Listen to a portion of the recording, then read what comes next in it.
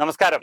Media ഗ്രാമത്തിന്റെ തെരഞ്ഞെടുപ്പ് അവലോകനവും അവസാന ഘട്ടത്തിലേക്ക് എത്തുന്നു. രാജ്യത്തിന്റെ തെരഞ്ഞെടുപ്പും അവസാനിച്ചിരിക്കുന്നു.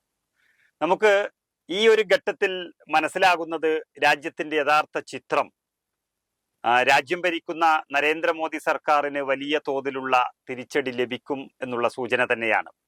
ഒരുപക്ഷെ തെരഞ്ഞെടുപ്പിന് മുൻപ് ഇന്ത്യ മുന്നണി എന്നൊരു മുന്നണി തട്ടിക്കൂട്ടി ഉണ്ടാക്കുമ്പോൾ അവർക്ക് തീരെ ആത്മവിശ്വാസം ഉണ്ടായിരുന്നില്ല. പക്ഷേ ഇപ്പോൾ ഇഞ്ചോടിഞ്ചു പോരാട്ടം എന്ന് മാത്രമല്ല, അവസാന ഘട്ടത്തിൽ ഒരുപക്ഷെ ഫിനിഷിംഗ് പോയിന്റിൽ ഇന്ത്യ മുന്നണി തന്നെ അധികാരത്തിൽ എത്തിയാലും അത്ഭുതപ്പെടാനില്ല എന്നുള്ളൊരു ഘട്ടത്തിലാണ് നിൽക്കുന്നത്. കോൺഗ്രസ് ഈ പാർലമെന്റ് തെരഞ്ഞെടുപ്പിന്റെ അവസാന ഘട്ടമായപ്പോഴേക്കും അതിന് നഷ്ടപ്പെട്ട മേൽക്കൈ തിരിച്ചു പിടിക്കാൻ പറ്റി. അതിന് കോൺഗ്രസിനെ സഹായിച്ചത് മോഡിയുടെ പ്രവൃത്തികളിലുള്ള ജനങ്ങളുടെ വിരോധമാണ് ഒന്നാമത്തെ ഘടകം. രണ്ടാമത്തേത്, കാര്യമായ അനിശ്ചിതത്വമില്ലാതെ ഇന്ത്യ മുന്നണിയുടെ പ്രവർത്തനം മുന്നോട്ട് കൊണ്ടുപോയി. കൂടുതൽ ഘടകകക്ഷികളും നേതാക്കന്മാരും അഖിലേന്ത്യാ തലത്തിൽ നിരന്തരം സമ്മേളിച്ച് ചർച്ചകളും ബഹളങ്ങളും അവകാശവാദങ്ങളും ആയിരുന്നെങ്കിൽ ഒരിക്കലും ഇന്ത്യ മുന്നണിക്ക് ഇത്രയും മുന്നോട്ട് പോകാൻ പറ്റുമായിരുന്നില്ല. അതായിരുന്നു ഈ തെരഞ്ഞെടുപ്പിൽ കോൺഗ്രസിന് കിട്ടിയ ആദ്യത്തെ അഡ്വാൻറ്റേജ്. ഇതൊരു രാഹുൽ ഗാന്ധിയുടെ വിജയം എന്ന് തന്നെ പറയാം. ഇന്ത്യ മുന്നണിയെ വളരെ ചടുലമായ രീതിയിൽ മുന്നോട്ട് കൊണ്ടുപോയി. ആരെയും ചൊടിപ്പിക്കാതെ, അല്ലെങ്കിൽ ആരെയും ഏതൊരു പാർട്ടിയുടെ ഭാഗത്തു നിന്നും 28 പാർട്ടികളാണുള്ളത്. ഇപ്പോൾ നമുക്കറിയാം, ഒരു വീട്ടിൽ തന്നെ ഒരു 4-5 പേരുണ്ടാകുമ്പോൾ തന്നെ ഉണ്ടാകുന്ന കശപിശ അല്ലെങ്കിൽ അവർ തമ്മിലുള്ള അസ്വാരസ്യങ്ങൾ. പക്ഷേ 28 പാർട്ടികളിലെ ആയിരക്കണക്കിന് നേതാക്കന്മാർ ഒന്നിച്ചു കൂടിയിട്ടും ഒരു അസ്വാരസ്യങ്ങളോ അല്ലെങ്കിൽ അത്തരത്തിലുള്ള ഒരു വാക്കുകളോ ഇന്ത്യ മുന്നണിക്കകത്ത് ഈ തെരഞ്ഞെടുപ്പ് കഴിയുന്നത് വരെ ഉണ്ടായിട്ടില്ല എന്നുള്ളത് ഏത് നേതാവിന്റെ ശ്രമഫലമായിരിക്കും എന്ന് നമുക്ക് പറയാൻ കഴിയും. 2 ഗുണം രാഹുൽ ഗാന്ധി കിട്ടിയിട്ടുണ്ട്. ഒന്ന്, ഖാർഗെ പ്രസിഡന്റ് ആകുന്നത് വഴി സംഘടനാ രംഗത്തുണ്ടാകുന്ന ചെറിയ ചെറിയ തലവേദനകൾ ഖാർഗെയിലേക്ക് തിരിച്ചുവിടുക വഴി രാഹുൽ ഗാന്ധിക്ക് സ്വസ്ഥമായി പാർട്ടി പ്രവർത്തനമായിട്ട് മുമ്പോട്ട് പോകാൻ പറ്റി. ബാറ്റ് വീശാനായി. രണ്ടാമത്തെ ഘടകം, കടിച്ചാൽ പൊട്ടാത്ത, പരിഹരിക്കാൻ പറ്റില്ല എന്ന് തോന്നിയ ഘടകങ്ങളെ, ഉദാഹരണത്തിന് ബംഗാളിൽ CPM കോൺഗ്രസ് മുന്നണിയും തൃണമൂലുമായിട്ടുള്ള തർക്കം പരിഹരിക്കാൻ പറ്റില്ല എന്ന് ബോധ്യപ്പെട്ടപ്പോൾ അതിൻ്റെ വഴിക്ക് വിട്ട് അത് ദേശീയ രാഷ്ട്രീയത്തിലെ പ്രവർത്തനത്തെ ബാധിക്കാതിരിക്കാൻ രാഹുൽ ഗാന്ധിക്ക് സാധിച്ചു എന്നുള്ളതാണ് ഏറ്റവും വലിയ നേട്ടം. രാഹുൽ ഗാന്ധി ഒരു പക്ഷേ ഇപ്പോൾ ഇന്ത്യ മുന്നണിയുടെ എല്ലാ നേതാക്കന്മാരും ഒരുമിച്ച് രാഹുൽ ഗാന്ധിയുടെ പേര് പറയണമെന്നില്ല. ഒരുപക്ഷെ മറ്റൊരു നേതാവിന്റെ പേര് വരാം. കൂടുതൽ സീറ്റുകൾ കിട്ടി ഇന്ത്യ മുന്നണി ഒരുപക്ഷെ അധികാരത്തിലേറുകയാണെങ്കിൽ അവിടെ രാഹുൽ ഗാന്ധിയുടെ പേര് പറയുന്നവർ ഒട്ടനവധി ഉണ്ടെങ്കിലും എല്ലാ നേതാക്കളും അത് പറയണമെന്നില്ല. പക്ഷേ രാഹുൽ ഗാന്ധിയുടെ ഒരു വലിയ മുന്നേറ്റം തന്നെയാണ് ഇപ്പോൾ കാണുന്നത്. ഏത് ചാനൽ എടുത്തു നോക്കിക്കഴിഞ്ഞാലും അല്ലെങ്കിൽ ഏത് മാധ്യമങ്ങൾ നമ്മൾ പരിശോധിച്ച് നോക്കിയാലും ഒരു തെരഞ്ഞെടുപ്പ് അവലോകനം കാണുമ്പോൾ അവിടെ നരേന്ദ്രമോദിയുടെയും രാഹുൽ ഗാന്ധിയുടെയും ഒരു യുദ്ധമായിട്ടാണ്, ഒരു കുരുക്ഷേത്ര യുദ്ധമായിട്ടാണ് ഈ തെരഞ്ഞെടുപ്പിനെ കാണുന്നത്. നമ്മൾ യാതൊരു കാരണവശാലും രാഹുൽ ഗാന്ധിയെ ആ രീതിയിൽ വിലയിരുത്തുന്നത് ശരിയായിരിക്കില്ല. കാരണം പ്രധാനമന്ത്രി സ്ഥാനത്തിന് വേണ്ടി വാശി പിടിക്കുന്ന ആളല്ല രാഹുൽ ഗാന്ധി എന്നാണ് എൻ്റെ അഭിപ്രായം. അതെ, പല കാരണങ്ങളുണ്ട്. സോണിയാഗാന്ധി തന്നെക്കാൾ ഇപ്പോൾ തൽക്കാലത്തെ പരിസ്ഥിതിയിൽ മുന്നണിയെ നയിക്കാൻ യോഗ്യൻ മൻമോഹൻ സിംഗ് ആണ് എന്ന് മനസ്സിലാക്കിയപ്പോൾ സ്വയം മാറിക്കൊടുത്തതാണ്. അതുപോലെ തന്നെ താൽക്കാലികമായിട്ടെങ്കിലും തനിക്ക് ഭരണപരിചയം ഉണ്ടാകുന്നത് വരെയെങ്കിലും അല്ലെങ്കിൽ ഒരു സ്റ്റേബിൾ മുന്നണിയായി മാറുന്നത് വരെയെങ്കിലും അധികാര സ്ഥാനത്തു നിന്ന് മാറി നിന്ന് വീണ്ടും ധാർമ്മികമായി പിന്തുണ കൊടുത്ത് അതിനെ നയിക്കാനായിരിക്കും രാഹുൽ ഗാന്ധി ചിലപ്പോൾ ഇഷ്ടപ്പെടുന്നത്. എങ്കിലും ആദ്യകാലത്തെ ഇപ്പം മമതാ ബാനർജി പോലുള്ള നേതാക്കന്മാരൊക്കെ രാഹുൽ ഗാന്ധിയുടെ നേതൃത്വത്തിനെ വല്ലാത്ത രീതിയിൽ എതിർത്തിരുന്ന ഒരു കാലമുണ്ടായിരുന്നു. പക്ഷേ ബംഗാളിൽ രാഹുൽ ഗാന്ധി എടുത്ത തീരുമാനവും ഈ മുന്നണിയെ വളരെ പക്വതയോടുകൂടി, നമുക്കറിയാം അഖിലേഷ് യാദവിന്റെ കൂടെയൊക്കെ UP-യിൽ കണ്ട ഒരു തരംഗം, അത് അവസാന ഘട്ടത്തിൽ വല്ലാത്ത രീതിയിൽ BJP-യെ ഭയപ്പെടുത്തി കളഞ്ഞു എന്ന് നമുക്കറിയാം.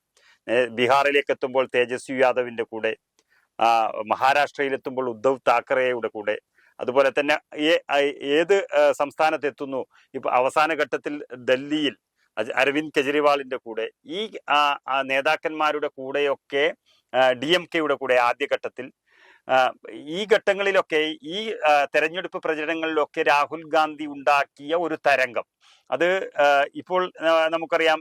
രാഹുൽ ഗാന്ധി എത്തുന്നതോടുകൂടി ആ നാടിന്റെ മുഖഛായ മാറുന്നു, ആ നാടിന്റെ പ്രചരണ രീതി മാറുന്നു, ആ നാടിന്റെ ഒരു ആവേശം അലയടിക്കുന്നു. ഇത്തരത്തിലുള്ള ഒരു പ്രചരണ രീതിയിലേക്ക് ഇന്ത്യ മുന്നണിയെ മുഴുവൻ കൊണ്ടുപോയ രാഹുൽ ഗാന്ധിക്ക് എതിരുണ്ടാകുമോ ഒരു പക്ഷേ ഭരണത്തിൽ എന്ന് നമുക്ക് പറയാൻ കഴിയുമോ? രാഹുൽ ഗാന്ധിക്ക് എതിരുണ്ടാകാനുള്ള സാധ്യതയില്ല. പക്ഷേ ഏറ്റവും നമ്മൾ ശ്രദ്ധിക്കേണ്ട കാര്യം താങ്കൾ സൂചിപ്പിച്ചതുപോലെ ഉത്തർപ്രദേശിൽ അഖിലേഷ് യാദവുമായിട്ടും ബീഹാറിൽ തേജസ്വി യാദവുമായിട്ടും മഹാരാഷ്ട്രയിൽ ഉദ്ധവ് താക്കറെയുമായിട്ടും ഒക്കെ ഇടപെടുമ്പോൾ അവരെക്കാളൊക്കെ വലിയവനാണ് താനെന്ന് കാണിക്കാനുള്ള ഒരു ശ്രമം പോലും രാഹുൽ ഗാന്ധി നടത്തി. അതാണ് അദ്ദേഹത്തിന്റെ വിജയം. അദ്ദേഹത്തിന്റെ വിജയം. ഒരു ചെറിയ സംഭവം മാത്രം, പഴയകാല സംഭവം ഓർത്തിരുന്നാൽ അത് മനസ്സിലാവും.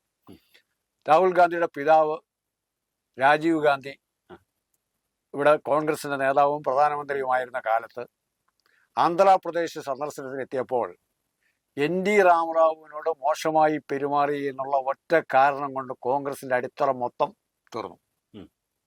അപ്പൊ അങ്ങനത്തെ അനുഭവങ്ങൾ ഉണ്ടാകാതിരിക്കാൻ ചെറിയ രാഹുൽ ഗാന്ധിയും അഖിലേഷ് യാദവിനെ ഒപ്പം കണ്ടുകൊണ്ടാണ് എല്ലാ സ്ഥലത്തും രാഹുൽ ഗാന്ധി പ്രചരണം നടത്തിയിരിക്കുന്നത്. അതുകൊണ്ട് അവർക്കും അഭിപ്രായ വ്യത്യാസങ്ങൾ ഉണ്ടായിട്ടില്ല. തങ്ങളെ അവഗണിച്ചു, സ്റ്റേജിൽ സീറ്റ് കിട്ടിയില്ല. ഇവിടെ കാണത്തില്ലേ, സ്റ്റേജിൽ സീറ്റ് കിട്ടാത്തതിന് വഴക്കുണ്ടാക്കുക.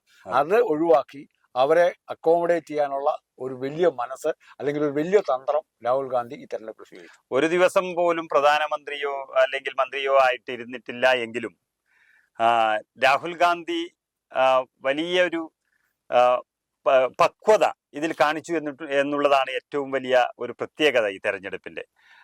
അപ്പോൾ ഏറെക്കുറെ രാഹുൽ ഗാന്ധി വരുന്നത് ഒരു സ്ഥിരം BJP ഇങ്ങനെ പറഞ്ഞുകൊണ്ടിരിക്കുന്നത് പോലെ നെഹ്റു കുടുംബം അല്ലെങ്കിൽ ഗാന്ധി കുടുംബത്തിന്റെ പിന്തുടർച്ചാ അവകാശം ആണ് കോൺഗ്രസിന്റെ മുഖമുദ്ര എന്നൊക്കെ പറയുന്നത് ഒന്ന് ഇപ്പോൾ അതൊരു പ്രതിഫലിച്ച് എവിടെയും കാണുന്നില്ല. അതിനകത്ത് ശ്രദ്ധിക്കേണ്ട ഒരു കാര്യം, തെരഞ്ഞെടുപ്പിന്റെ അവസാന ഘട്ടം എത്തിയപ്പോഴേക്കും മോഡി രാഹുലിനെതിരായി ഉപയോഗിക്കുന്ന ഭാഷയിലും ശൈലിയിലും വ്യത്യാസം വന്നു. കാരണം വെറും കേവലം പപ്പുമോൻ എന്ന് പറഞ്ഞ് രാഹുലിനെ അവഗണിച്ചിരുന്ന മോഡിക്ക് ഡയറക്റ്റ് ആയിട്ട് രാഹുലിനെ ആക്രമിക്കാൻ, അത് നിന്ദ്യമായ ഭാഷയിൽ വരെ ആക്രമിക്കാനും മോഡിക്ക് തയ്യാറാകേണ്ടി വന്നു എന്നത് രാഹുലിന്റെ മഹത്വം വീണ്ടും ഒന്നുകൂടെ ഉയർത്തിപ്പിടിക്കുന്നതും മോഡിയുടെ പ്രതാപം കുറയുന്നതിന്റെ ലക്ഷണമായിട്ടും കാണാതെ. ഏതായാലും രാഹുൽ ഗാന്ധിയെ തുടക്കം മുതൽ തന്നെ എത്രയോ കാലമായി BJP ഇപ്പോൾ താങ്കൾ സൂചിപ്പിച്ചതുപോലെ പപ്പുമോൻ എന്നടക്കമുള്ള ഐസ്ക്രീം ബോയ് ആയിട്ടൊക്കെ ഇങ്ങനെ കണ്ട BJPക്കാർ പെട്ടെന്ന് ഒരു തെരഞ്ഞെടുപ്പിൽ മുഴുവൻ പ്രതിരോധത്തിലാവുകയും തങ്ങളെ പ്രതിരോധത്തിലാക്കിയ മഹാൻ അത് രാഹുൽ ഗാന്ധിയാണെന്ന് തിരിച്ചറിയുകയും ചെയ്തതോടുകൂടി നരേന്ദ്രമോദി എന്ന നേതാവിന് ചേരാത്തതും അല്ലെങ്കിൽ ഒരു രാജ്യത്തിന്റെ പ്രധാനമന്ത്രിക്ക് ചേരാത്ത തരത്തിലുള്ള വാക്കുകൾ അദ്ദേഹത്തിന് ഉപയോഗിക്കേണ്ടി വന്നു എന്നുള്ളത് സത്യമാണ്. അത് അദ്ദേഹത്തിന്റെ പരാജയമാണ്. ആ പരാജയം നരേന്ദ്രമോദി ഏറ്റുവാങ്ങിയിരിക്കുന്നത് രാഹുൽ ഗാന്ധിയോട് എന്ന് തന്നെയാണ് രാജ്യം മൊത്തം വിശ്വസിക്കുന്നതും. അങ്ങനെയുള്ളൊരു നരേന്ദ്രമോദി പേടിക്കുന്ന ഈ രാഹുൽ ഗാന്ധി എന്തുകൊണ്ടും രാജ്യത്തിന്റെ പ്രധാനമന്ത്രിയാകാൻ യോഗ്യം തന്നെയാണ്. അവിടെ നമ്മൾ വേറൊന്നുകൂടി ആലോചിക്കണം. രാഹുൽ ഗാന്ധിക്ക് ഈ തെരഞ്ഞെടുപ്പിൽ ഇന്ത്യ മുന്നണിക്ക് പരാജയം ഉണ്ടായാലും രാഹുൽ ഗാന്ധിയുടെ മാത്രം പരാജയമല്ല. പല നേതാക്കന്മാരും ഇത് ഷെയർ ചെയ്യേണ്ടി വരും അവർക്ക്. മറിച്ച് മോഡി പരാജയപ്പെട്ടാൽ ആ ചോദ്യത്തിന്റെ അതിന് കൊടുക്കുന്ന വില, മോഡിയുടെ പരാജയത്തെ എങ്ങനെ മോഡി തന്നെ കാണും, BJP കാണാൻ, വിശ്വഹിന്ദു പരിഷത്തുകാർ കാണും, RSSകാർ കാണും, പ്രതിപക്ഷ കക്ഷികൾ കാണും എന്നുള്ളൊരു വലിയ ചോദ്യമുണ്ട്. മോഡിയുടെ പരാജയം താങ്ങാനുള്ള കരുത്ത് മോഡിക്കില്ല എന്നുള്ളതാണ് ഓരോ ദിവസവും തെളിയിച്ചുകൊണ്ടിരിക്കുന്നത്. പ്രധാനപ്പെട്ട ഒരു കാര്യം ഇതിൽ നമ്മൾ മനസ്സിലാക്കേണ്ടത്, കഴിഞ്ഞ 2019 ഏതെങ്കിലും 1-2 ദിവസം അന്ന് ഇന്ത്യ മുന്നണിയില്ല എങ്കിലും നമ്മുടെ പഴയ UP അധികാരത്തിൽ വരുമെന്നൊക്കെ തോന്നിച്ച സമയമുണ്ടായിരുന്നു. പക്ഷേ അവസാനം അധികാരത്തിൽ വരുമ്പോൾ BJP വലിയൊരു സീറ്റിലേക്ക് മുന്നേറുകയും വിജയിക്കുകയും ചെയ്തു. അതിനൊക്കെ പിന്നിലുള്ള ഒരു കാരണം രാഹുൽ ഗാന്ധി പ്രചരണ രീതിയിൽ ചൗക്കിദാർ ചോർഹെ തുടങ്ങിയ ആക്രമണങ്ങൾ മോദിക്കെതിരെ പറയുകയും വലിയ രീതിയിലുള്ള അറ്റാക്കിന് ശ്രമിക്കുകയും, എന്നാൽ നരേന്ദ്രമോദിയാകട്ടെ തിരിച്ചൊന്നും പറയാതെ തന്റെ സ്വതസിദ്ധമായ ശൈലിയിൽ മുന്നോട്ട് പോവുകയും ചെയ്തു. പക്ഷെ ഈ തെരഞ്ഞെടുപ്പിൽ കണ്ടത് നേരെ തിരിച്ചായിരുന്നു.